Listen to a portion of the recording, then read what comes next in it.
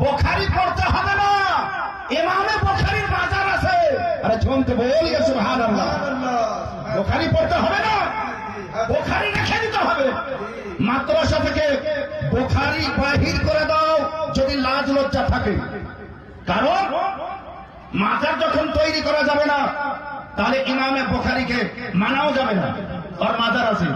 ইমামে মুসলিমকে মানাও যাবে না, ওর মাজার আছে। ইমামে তিরমিজিকে মানাও যাবে না, ওর মাজার আছে। ইমামে নিসাইকে মানাও যাবে না, ওর মাজার আছে। ইমাম জালালউদ্দিন সুয়ুতিকে মানা যাবে না, মাজার আছে। হযরতে ইমাম বাগবিকে মানা যাবে না, মাজার আছে। ইমামে হাম্মামকে মানা যাবে না, মাজার আছে। আরে কয়টা মাজারকে বাদ দিল? সব মাজারওয়ালার কেতাব তোমার হাতে আছে। সব মাজারওয়ালার কেতাব তোমার বাড়িতে আছে, তোমার মাদ্রাসাতে আছে। মাজার ইমামে বুখারী রাহমাতুল্লাহ আলাইহি নবীর মাজার বাদ দিয়ে একটা হাদিস রাখেনি।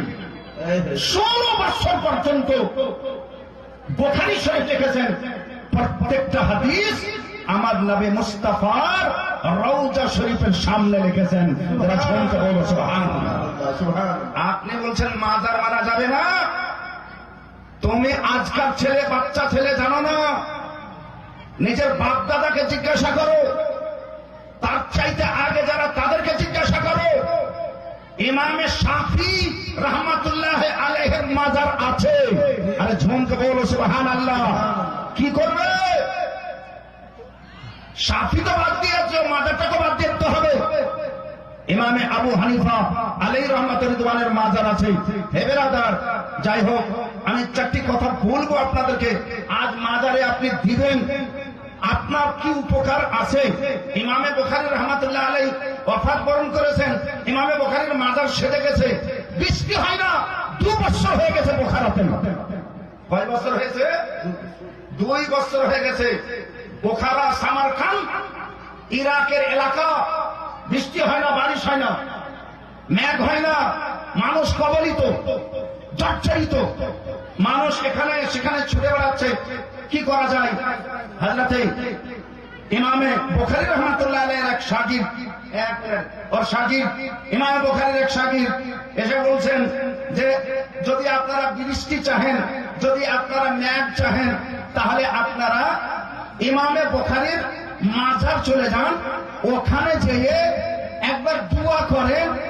আমার আত্মা বলছে, আমার কলজা বলছে, আমার দিল বলছে, ওখানে যেয়ে দোয়া করলে দোয়া কবুল হয়ে যাবে। এটা কোন হাদিসে লেখা আছে? বলে ও তো আমি জানি না। নবীর চাচা হযরতে আব্বাসের কবরে সাহাবাগণ যে দোয়া করেছিলেন, তো বৃষ্টি হয়ে গেছিল। এই কথা শুনে যেমনই ওখানে গেলেন, ইমামে বুখারীর মাজারিতে দোয়া করতে করতে তখনই বৃষ্টি আরম্ভ হয়ে গেছে। তাহলে এক মাজার এসেছেন আপনারা। মাজার শুধু গম্বুজ হয়ে মাজার হয় না, শুধু গুম্বাদ হলে মাজার হয় না, শুধু চকচকে ঘেরা থাকলে মাজার হয় না, কবর থাকলেই মাজার হয়। যারা শুনতে বলো সুবহানাল্লাহ। মুসলমান যেখানে জিয়ারত করে, জিয়ারত গাহকে মাজার বলা হয়।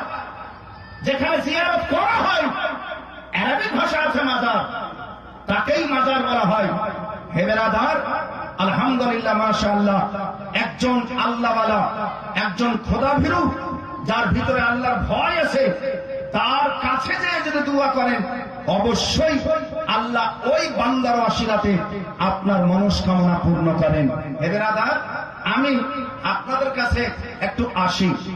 কয়েকটা বক্তব্য আছে। আজকাল মাগরিবের পরে, আযান দেওয়ার পরে নামাজ শুরু করে না, নফল নামাজ পড়ছে। আপনাকে বলবো হাদিসে আছে কিনা। এগুলো কি সিস্টেম শুরু করেছে? কিছু কিছু মসজিদে শুরু হয়েছে। মাগরিবের আযানের পরে সুন্নাত পড়া হয়েছে, নফল পড়া হয়েছে, 10 মিনিট পরে নামাজ পড়া হচ্ছে। এগুলা কোন মসজিদ? এগুলা কোন মানুষ? একটু পরে আপনাদেরকে বলছি, মৌলবি ফতোয়া দিচ্ছে মেয়ে ছেলেরা মাসিক অবস্থায় কোরআন শরীফ ধরে পড়তে পারে, গুনাহ হবে না নেকি হবে, এই ধরনের ফতোয়া দেয়। খবর নিচ্ছি ইনশাআল্লাহ, একটু পরে আসছি। আপনাদের সম্মুখে এটাও বলে যাচ্ছি, কিছু মৌলবীতে ফতোয়া দিচ্ছে হাত না ছাড়লে নামাজ হবে না।